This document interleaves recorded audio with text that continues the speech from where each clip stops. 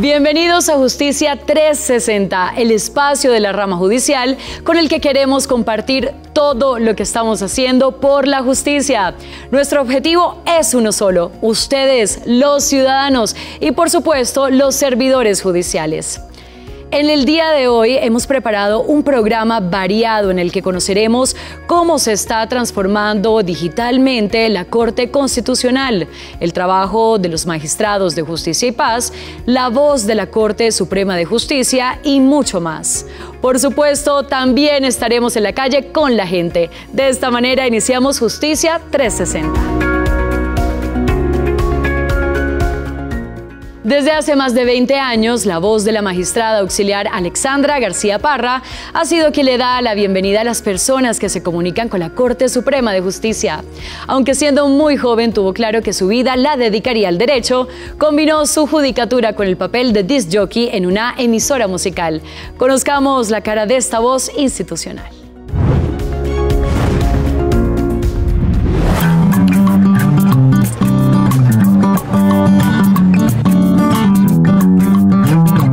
La historia profesional de la magistrada auxiliar Alexandra García Parra se forjó entre dos mundos que parecían opuestos. Sin haberse graduado de abogada, comenzó a conjugar el rigor de las normas, los códigos y la jurisprudencia con el ritmo de la radio. Eso fue cuando salí de la universidad y como no tenía, digamos, cuando uno sale de la universidad y todavía no se ha graduado, entonces como que no tenía mucho que hacer y empecé a llamar a las emisoras, pues no voy a decir los nombres, pero para ganarme todos los concursos, y en efecto me ganaba los concursos y un día dije yo, ¿y por qué no puedo estar allá sentada? Entonces mandé un demo, que en ese entonces se llamaba el demo, era un cassette con mi voz y la mandé y no, en efecto me llamó el director de una y me dijo, no, venga de una. Y yo le dije, pero no me va a escuchar. Me dijo, sí, presente unas canciones y las presenté y trabajé en esa emisora y entonces yo trabajaba en ese entonces en la Policía Nacional, porque acababa de salir, estaba haciendo mi judicatura. Y ahí pues yo trabajaba ya de 7 a 4, iba a dormir a mi casa y luego llegaba, me despertaba a las 11 de la noche, me iba para la emisora y retomaba a las 6 de la mañana, me bañaba, me iba a trabajar. Bueno, y así fue hasta que ya decidí que el derecho era lo mío, pero sin embargo pues eso me siguió encantando. Por eso cuando me dijeron lo de la grabación, pues para mí fue emocionante. Hoy todavía recuerda cómo fue esa tarde en la que su voz comenzó a construir ese vínculo que la unió por años a la Sala de Casación Penal de la Corte Suprema de Justicia.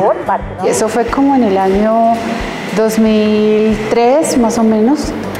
Yo en ese entonces estaba en la Corte Constitucional, pero el arquitecto, en ese entonces era el director administrativo del Palacio de Justicia, pues hicieron un contrato de Alcatel, de la telefonía, y resulta que les iban a poner la voz, digamos, con la que viene institucionalmente todas las contestadoras. Y él recordó que alguien había sido disc jockey de alguna emisora y esa era yo. Yo había estado en mi juventud pues en varias emisoras. Y entonces él dijo, no, pues venga y me hace como un casting, ahí escuchamos su voz. Entonces nos reunimos en el 9º piso del edificio del Palacio, que antes había una sala más grande como de grabación y eso. Yo creo que fue como toda una tarde, porque yo ponía una voz de pronto muy alegre y me decían que era un poco más seria. O ponía una voz muy seria y me decían que era más alegre, pero pues realmente no fue difícil, y fue bastante agradable. Por esas ironías de la vida, cuando se alistaba para iniciar el disfrute de su pensión, sus compañeros descubrieron que era ella la cara de aquella voz en el conmutador. Fue hace poco que se enteraron, porque la verdad yo no quería como que se supiera, pero alguien alguna vez sí me dijo, una compañera que me dijo, no, pues yo crecí con usted porque yo llamaba a mi mamá y usted era la voz que siempre me contestaba, no sabía que era usted, o sea, mi cara pues no la conocían. Han pasado más de 23 años y aunque lo duda por algunos segundos, todavía recuerda el texto y el tono de aquel mensaje. Gracias por llamar a la Corte Suprema de Justicia. Si sabe el número de la extensión, por favor, márquelo ahora. De lo contrario, espere en línea y será atendido por nuestros operadores.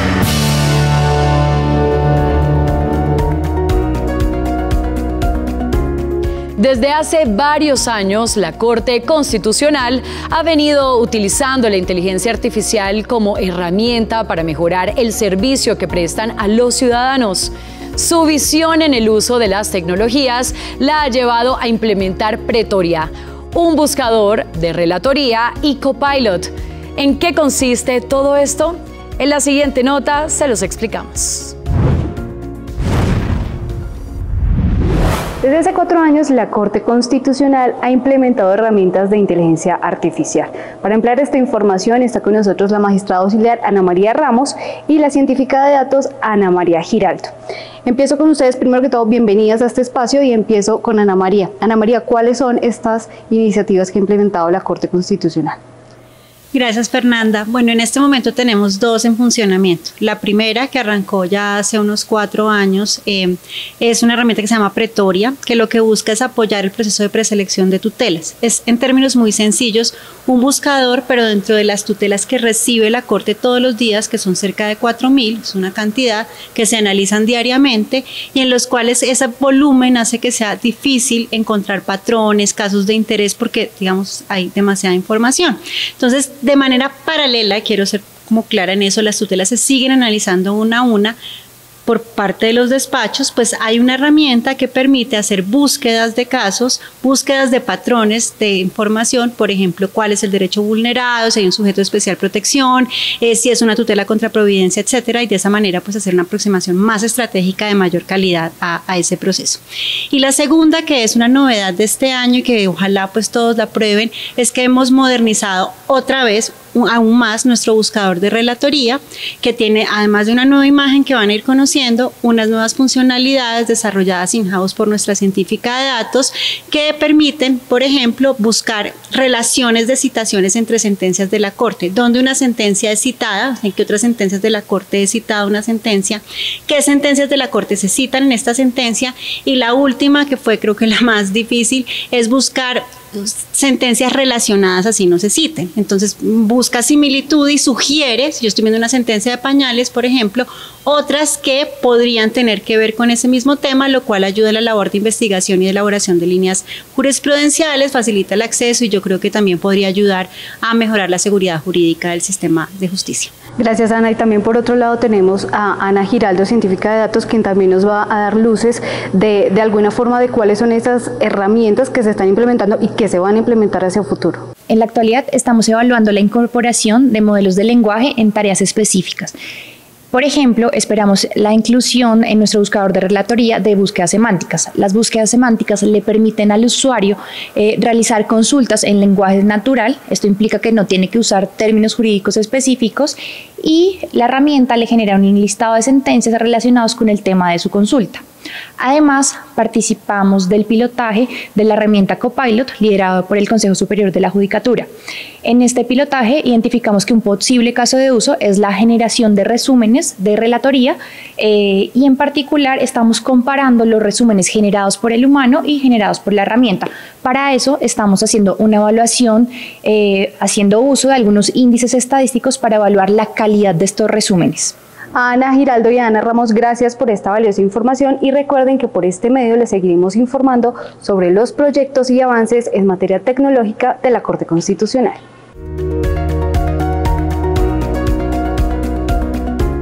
El Consejo Superior de la Judicatura acompañó a los magistrados de la Sala de Justicia y Paz del Tribunal Superior de Barranquilla a una audiencia donde las víctimas del conflicto armado se vieron cara a cara con algunos de sus victimarios.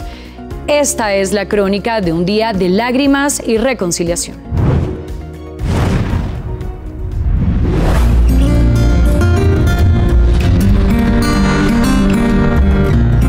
Con las primeras luces del día, partió la caravana que transportaba a los 4 magistrados de la Sala de Justicia y Paz del Tribunal Superior de Barranquilla hacia el municipio de Pibijay, en Magdalena.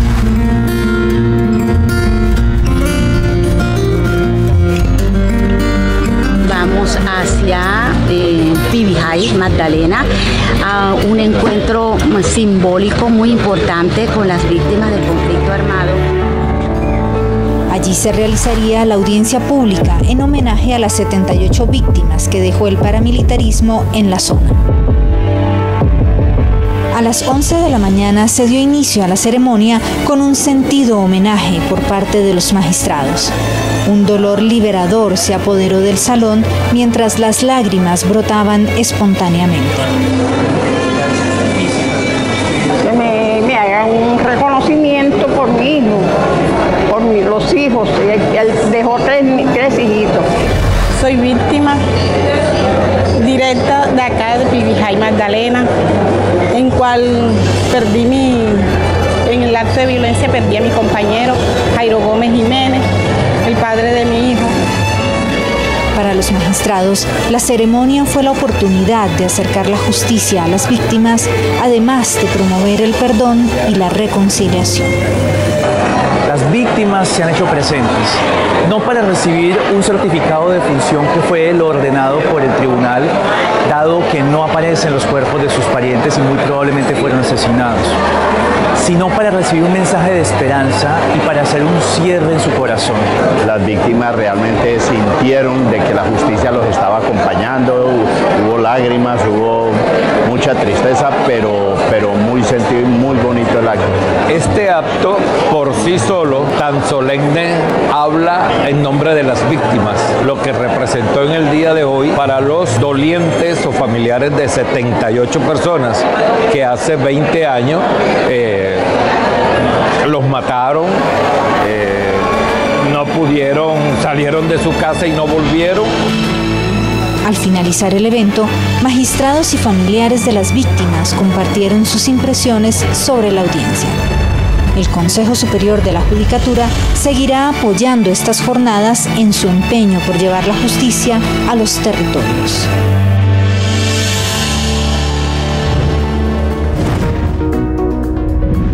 Y seguimos en las regiones porque el Consejo de Estado se trasladó a Barranquilla, donde se realizó el primer Congreso Regional de la Jurisdicción Contencioso Administrativa del Caribe.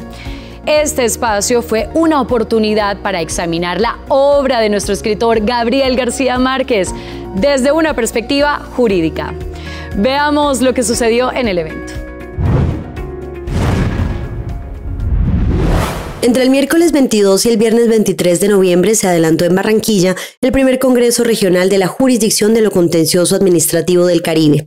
Los tribunales administrativos del Atlántico, Bolívar, Cesar, Córdoba, La Guajira, Magdalena, Sucre y San Andrés, Providencia y Santa Catalina fueron los anfitriones de este evento, que también tuvo espacio para examinar la obra garciamarquiana desde la perspectiva jurídica. Los asistentes pudieron recorrer las páginas en las que se recoge la historia de Macondo sin abandonar la doctrina jurídica. Tratadistas nacionales e internacionales expusieron distintas tesis sobre el poder constituyente originario, cuál es su momento propicio para actuar, a qué tipo de controles está sujeto y cuál es el rol que deben ejercer las ramas del poder público y demás estamentos del Estado en esos casos. Fue un espacio para que jueces y magistrados de la jurisdicción de lo contencioso administrativo le explicaran a la ciudadanía qué tan importante ha sido su papel frente a los abusos del poder. Expusieron las razones que han llevado a los operadores judiciales a actuar en defensa del ordenamiento jurídico, los derechos laborales, el debido proceso disciplinario, tributario y fiscal y las garantías políticas de los colombianos. Cambiamos de tema en Justicia 360. El Código Disciplinario del Abogado es el compendio normativo que enmarca la conducta de todos los juristas en Colombia. En él están consignados los deberes, las faltas y sanciones que aplican en caso de irregularidades. Este año 2024, la Comisión Nacional de Disciplina Judicial publicó su tercera edición, que incorpora sentencias icónicas para la jurisdicción, así como información útil para los ciudadanos. Este año pusimos a consideración de toda la comunidad académica, de los abogados, de los estudiosos, de los amantes del derecho disciplinario, la tercera edición de nuestro Código Disciplinario de los Abogados, la Ley 1123 de 2007, que ha de servir de norte para el ejercicio deontológico de la profesión. Artículo 28. Deberes profesionales del abogado. Son deberes del abogado observar la Constitución política y la ley. Esta es la hoja de ruta de todos los abogados en Colombia. La idea del Código General Disciplinario nace más o menos en el año 2005, ante la necesidad de que la jurisdicción disciplinaria contara con un instrumento no solamente garantistas, sino que contuvieran todas las normas de carácter ético y deontológico. Porque a manera de anécdota, para ese año inclusive, nosotros aplicábamos el decreto 196 del año 71 y la legislación era muy dispersa. De hecho, para el tema de los procedimientos, aplicábamos remisiones al Código de Procedimiento Penal vigente de esa época. Entonces la idea nace en el seno de la sala disciplinaria del Consejo Superior de la Judicatura, con un compañero que para ese tiempo yo era magistrado auxiliar y mi compañero hoy es magistrado de la Comisión Seccional de Caldas, y nos reunimos los dos con la misma inquietud de tener o construir ese proyecto de ley que pudiera recoger todas esas ideas que ya se habían recogido a través de la jurisprudencia que se había expedido desde el 91 hasta el 2005. Entonces el código nace como un proyecto de ley que se presenta, inclusive es la primera iniciativa que se presenta por parte del Consejo Superior de la Judicatura legislativa de un código y se lleva al seno del Congreso, somete a discusión de las cámaras correspondientes y termina finalmente expidiéndose la ley 1123 de 2007. El Código Disciplinario del Abogado cobra una especial relevancia en el ejercicio de nuestra profesión, toda vez que establece aquellas normas de conducta que debemos observar. La importancia es fijar parámetros deontológicos. Es no solamente enviar el mensaje a los abogados de cuáles son los cánones de conducta profesional que deben atender, sino también constituye una carta de navegación de garantías para aquel que se someta a un proceso disciplinario. Entonces es de doble vía. De un lado, enseñarle a los abogados o instar a los abogados a que actúen con ética, pero también a la vez, si eventualmente son sometidos a un proceso disciplinario, cuenten con una herramienta, con una garantía que les permite conocer cuál es el debido proceso disciplinario. La estrategia de prevención en la cual se ha empeñado muy fuertemente la Comisión Nacional de Disciplina Judicial consiste en hacer visitas a las diferentes ciudades que tengan universidades con facultades de Derecho. En todas estas visitas que llamamos ciclos pedagógicos, nos hemos comprometido a llevar una cantidad suficiente de estas publicaciones para entregarse a los alumnos para que sea conocido fuera de la capital del país. Soy abogada y tengo claro que la ética y el comportamiento ajustado a esta norma son la garantía del éxito profesional. En Tome Nota también les traemos una decisión muy importante que acaba de adoptar el Consejo de Estado, puesto que unificó su jurisprudencia y determinó que sí procede el curso de revisión contra las destituciones, suspensión e inhabilidades que la Procuraduría le imponga a las personas elegidas por voto popular. Miremos de qué se trata. El presidente de la corporación, Milton Chávez García, aclaró que se trata de una solución provisional, mientras el Congreso toma la medida definitiva que dé cumplimiento a la resolución del caso Petro Urrego versus Colombia, que restringe el poder disciplinario de autoridades administrativas contra este tipo de funcionarios. Estas reglas de unificación tienen carácter transitorio. Lo que pretenden es darle eficacia y aplicabilidad a estas normas. Pero se insiste que el Congreso, como ya lo había dicho la Corte Constitucional, es el que debe expedir el estatuto legal que defina el principio de reserva judicial que está contemplado como principio convencional.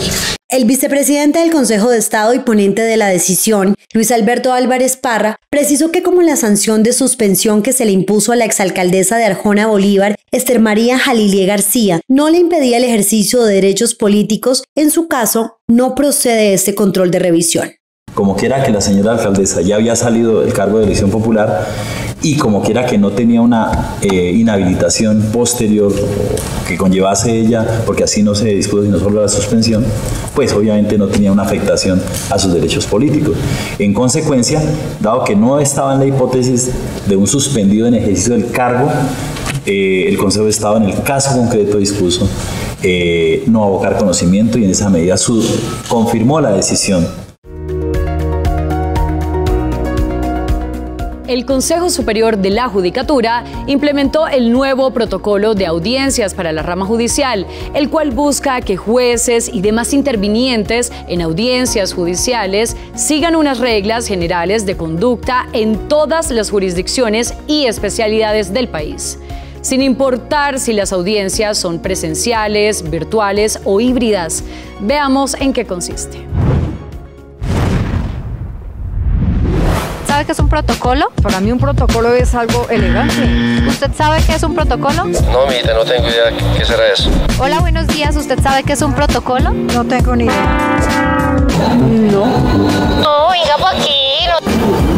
Buenos días. ¿Usted sabe qué es un protocolo? No, la verdad no sé. Un protocolo es como una guía. Son como normas, como instrucciones para un contexto específico. Es una serie de pasos a seguir. En el Consejo Superior de la Judicatura te contamos de manera sencilla qué es un protocolo. Un protocolo es un conjunto de reglas e instrucciones sobre la manera en que debemos comportarnos en determinada situación. El Consejo Superior de la Judicatura adoptó el protocolo de audiencias de la rama judicial. El protocolo ayuda a que el juez tenga un sustento para poder exigirle tanto a las partes como a cualquier interviniente en una diligencia que cumpla unas reglas mínimas para que la audiencia se lleve de manera organizada. De los temas que se deben resaltar en el protocolo está la importancia de tener la cámara encendida tanto por el juez como por quienes intervienen en la audiencia.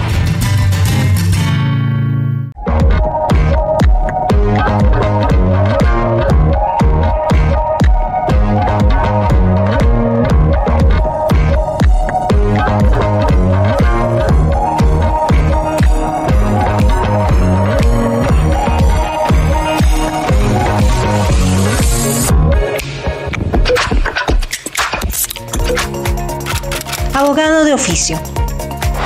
Se encarga de la defensa de un individuo en un proceso judicial cuando no cuenta con los recursos económicos suficientes para el pago de honorarios de un abogado privado. Es designado por la Defensoría del Pueblo y está obligado a representar a la persona de manera oportuna y diligente.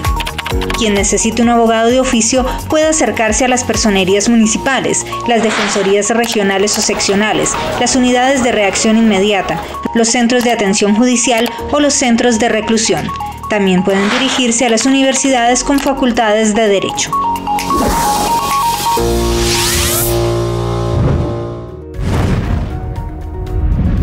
Ahora conozcamos el resumen de las principales actividades de las altas cortes y la rama judicial en las últimas semanas.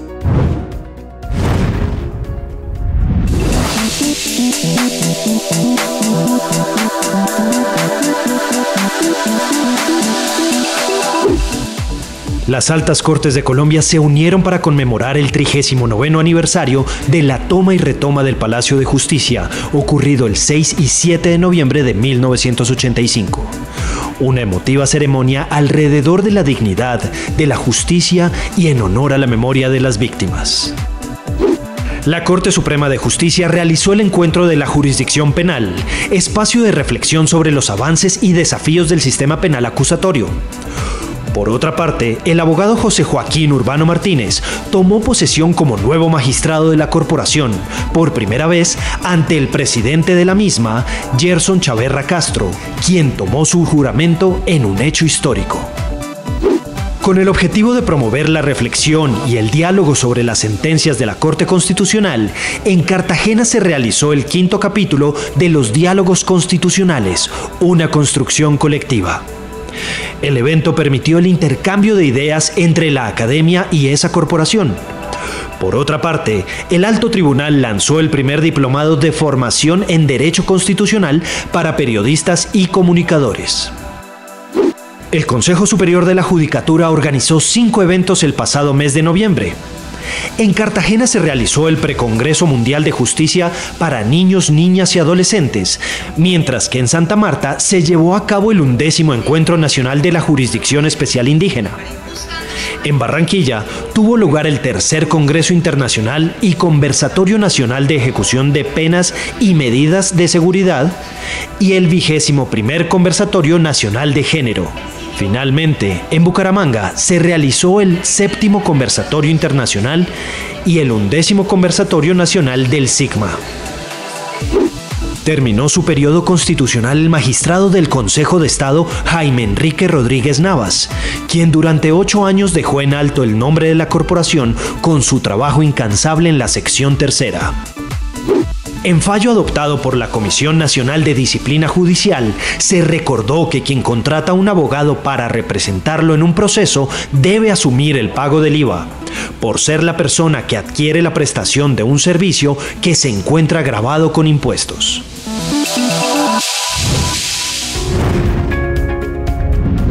De esta manera terminamos Justicia 360, el programa de la rama judicial. Lo pueden ver en las plataformas digitales del Consejo Superior de la Judicatura, la Corte Constitucional, la Comisión Nacional de Disciplina Judicial, el Consejo de Estado y la Corte Suprema de Justicia. Agradecemos su amable compañía durante este 2024 y los invitamos a que sigan conectados con nosotros en el 2025. Porque regresaremos con más historias para que conozcan cómo avanzamos hacia una justicia confiable, digital e incluyente. A todos les deseamos una feliz Navidad y un próspero Año Nuevo. Hasta una próxima oportunidad.